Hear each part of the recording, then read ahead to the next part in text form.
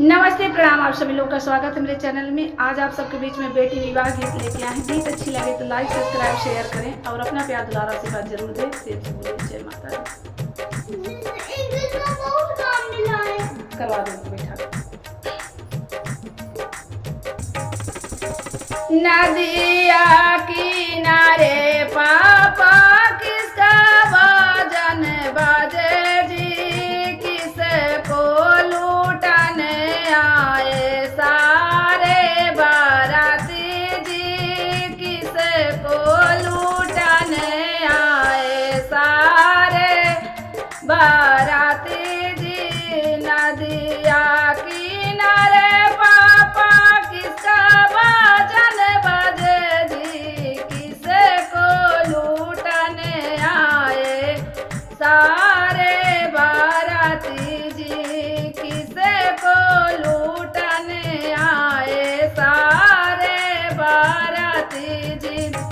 नदिया किनारे बेटी तोरा भजन बाजे जी, तोहों का लूटने आए सारे बाराती जी, तोहों का लूटने आए सारे बाराती जी। सोने के पिंजड़वा गढ़वा मोरे पापा जी, अरे पिंजड़ा में बंद कई के रख मोरे पापा जी, पिंजड़ा में बंद कई के रख मोरे पापा जी।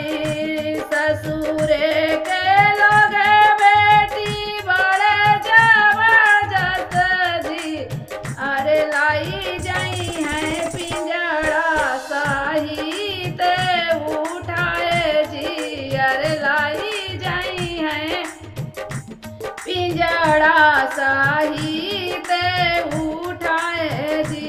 नदिया किनारे चाचा किसका भजन बाजे जी, किसको लूटने आए सारे बाराती जी, किसको लूटने आए सारे बाराती जी।